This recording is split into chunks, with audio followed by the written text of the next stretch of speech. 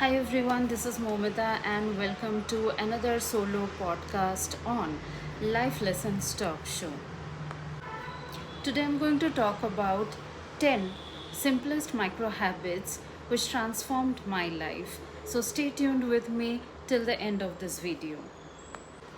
Today in this video, I tried going in an order. From morning, the moment I wake up till the night I go to sleep. I hope these micro habits will be very helpful for you. Number one, no phone first 2 hours. Yes, I do not touch my phone first 2 hours. I wake up, I look at the time, and then I keep my phone away. I try to focus on myself, my routine, the targets I have for the day. I do not start with the phone because the moment I open my phone, I start scrolling. Anxiety creeps into me like, oh, this is happening, that is happening. And that's what exactly we all don't need in the morning. Morning should be very calm and simple. Number two, making my bed the moment I leave my bed. Well, this sounds very simple, but it is very helpful. When you wake up in the morning and make your bed, the first thing you make your bed, you feel that okay, at least one task is accomplished and I am all set for the day. It sounds very basic, very simple, but very important. Yes, sometimes I just wake up, drink water, go to washroom, then I come back and I make my bed. And sometimes I simply step out of my bed and then I make my bed. Then I drink water, then I go and wish good morning to my dad. That's how I start. But yes, making my bed is a very simple micro habit but very helpful. Number three, when I wake up, I do 2 minutes of breathing exercise and I step outside of my bed and I stretch my body. Let's be honest, for 7 to 8 hours, we are in the bed and our body is totally in the rest mode. So, at that point of time, we don't stretch our body. Our body needs to be prepared to wake up and feel more active. So, that's why I breathe and I start doing some stretches. I take about 8 to 10 minutes of stretches. These are very basic ones I learned to work on my body, especially my joints. When I was a kid and I used to go to swimming classes every day, my swimming coach taught me all of those freehand exercises, very effective in the morning. Number four, breakfast is my no screen and no talking activity. So, breakfast is that time when I am absolutely slow and I just try to spend time with myself. That's why I keep my phone away. Phone, TV, or laptop, anything I keep away. I simply sit down, I thank God, and I eat my breakfast in peace. I also told my dad not to talk to me at that moment. Breakfast is just about 10-15 minutes, and nothing is going to happen in those 10-15 minutes if I'm not talking to anyone. Believe me, this gives me so much of peace and calm, and this also helps me to prepare myself for the action full of day. Number 5, I finish my dinner by 7:30 in the evening. For some people this may sound very early, but I love to finish my dinner as soon as possible. That's the time when my dad and myself, we sit down, we eat and we interact, we talk about our entire day, how did it go. Sometimes we also get into some funny discussions, some old discussions when my dad talks about his childhood days or his work days when he started his career. Those are very fun discussions. I love doing that discussion, to be very honest. And I feel, that's really a nice way to end the day. Number 6, after dinner, I put the dim lights on. Now, for some people, this is something very basic, and many people just avoid. They don't understand the importance of dim light. Well, throughout the day, we spend long hours on our phone, television, laptop, and so many other things. So, the more of light going into our eyes, we are actually keeping the cortisol levels high. Now, if the cortisol levels are high, we won't feel sleepy. And to feel sleepy, we need to kick in melatonin on our brain. So that's why dim light really helps that way. Dim lights actually relaxes our mind, calms our body. Also, it sends signals to our mind that we are almost done with our day. Everything's done. Now it's time to fall asleep, time to go into bed. And that's how I simply remind myself that I'm all set to go to sleep. Number 7, daily journaling. Some people like to do journaling in the morning, and some people are like me who likes to do their journaling in the evening. There is nothing wrong about doing in the evening. I like to do my daily journaling in the evening because I want to write down about my entire day in my journal. I want to share like how did my day go, what exactly I accomplished, what I loved doing throughout the day, and what I did not like. Sometimes, yes, I like to mention that part as well. Let's be honest, we cannot like each and everything we are doing throughout the day. There will be a moment you will do something which you don't like. Maybe some paperwork, maybe some specific type of cooking you did which you don't enjoy, but you had to do. Or sometimes maybe you witnessed something happening around you which you did not enjoy. You felt bad, you felt weird, but you had no choice to interfere. But you just noticed, witnessed, and yeah, I like to note down these things in my daily journal. Number 8, that is daily interaction with like minded people.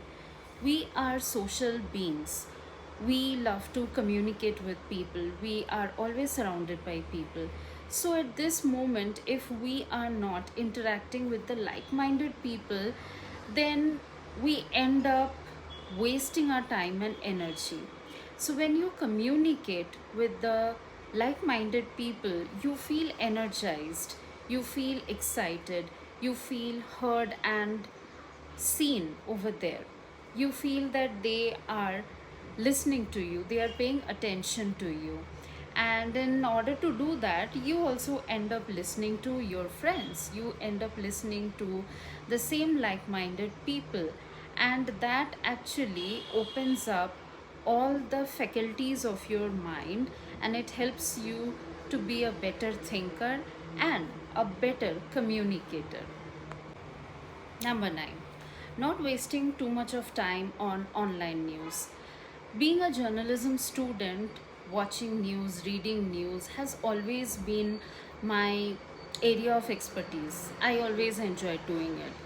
But over the past few years, especially since the COVID 19 time period, I stopped spending long hours on reading news or watching news. Because let's be honest, these days news are not positive in any way. Political news, economic news, all these war related news all over the world. I don't like all of these. I'm being very honest with you people. And when I watch these news, people are dying, missile attacks, bombing, and all of these, some kind of anxiety creeps into me. I feel so unsafe and I feel so terrified, thinking that, oh my god, what is this place all about? Where I'm living? Am I living in a safe world? And what is going to happen next? Am I safe here? So that's the reason I stopped spending so long hours on news. I read news every single day, but I barely spend like some 5 to 10 minutes reading online news, and mostly I prefer to read world news where we get to know what's happening all over the world. And when we read world news, it's not that we are just only reading the war related news.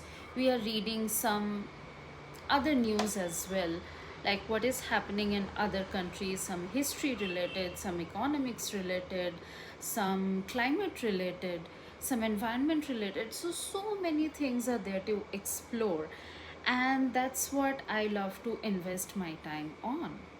Finally, we came to the 10th and the last micro habit which I adapted in the last few years. That is thanking the universe.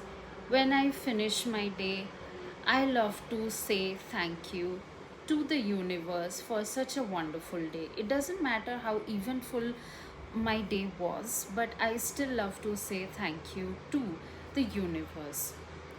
I cannot stress enough about it that I got another day to live. I got another day to enjoy my routine, to enjoy with the people I love, to enjoy doing the work I love to do. How many people get this chance every single day? And I feel I'm one of those lucky people who get to do all of these things every single day. I wake up, I live in a very healthy body, and I get to spend time with my favorite people, or I get the chance to do the things which makes me happy. And that's something I really love to celebrate, and I really love to be thankful all about. Okay, this is not 11th point. Maybe you can call it as 11th point as well, but this is like a bonus point. Okay, I love to send a genuine compliment to my friends, to the like minded people I love to interact with. Now, today I was sending a voice note to my therapist.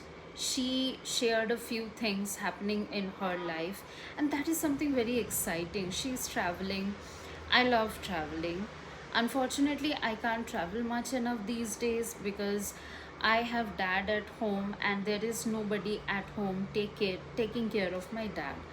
So when I was hearing to all these travel stories, travel diaries from my therapist, I just couldn't control my excitement, and I just picked up my phone and I sent her a voice message that, wow, this is great. You are going to such amazing place. Whatever I knew about these places, I just shared my opinion to her. And since it's summertime, I also asked her to stay hydrated. So I give her a very genuine compliment. I enjoy traveling, she's traveling, and when women are going out for like solo travel, it's so much of fun, it's exciting, you meet so many new people, you absorb in new culture, the places, the culture, people, their food, their stories, which you never got to experience and now you are experiencing. It's like celebrating that moment, celebrating the moment of now when you are there at that point. That was something, a genuine thought I had. I couldn't stop myself, so I gave that compliment, genuine compliment to my therapist. Try doing that. Maybe not daily, but at least on alternate days or very often, whenever you can. Just give genuine compliments to your people. Maybe your mom cooked something nice. Maybe your dad told you some piece of information. Maybe he watched it on news and he informed you so that you can be careful. Give a genuine compliment that thank you so much for doing this. Thank you everyone for staying in that long with me. I know this is the longest video I'm posting on my YouTube channel, but I was so excited to record this video. These habits are something very small, micro habits I adapted like 2 years ago, 4 years ago. But I'm sharing all of these with you because we all struggle to adopt new habits in our life. We all struggle to change our habits, but these tiny habits, these micro habits are super life changing. These are very simple. You don't need to implement everything all in together one by one. And I feel if any one of you are able to adopt at least one of these micro habits, I will personally think that my job is done. I am successful here. I accomplished something. I accomplished in changing your life, at least by 1% probably. But yeah, I really love it. This is the life lesson I wanted to share today through my long form video of today. Hope you all are doing great. This is summertime. Stay hydrated, stay at home, take care of yourself, and take care of your loved ones. I'll see you in the next video. Thank you so much.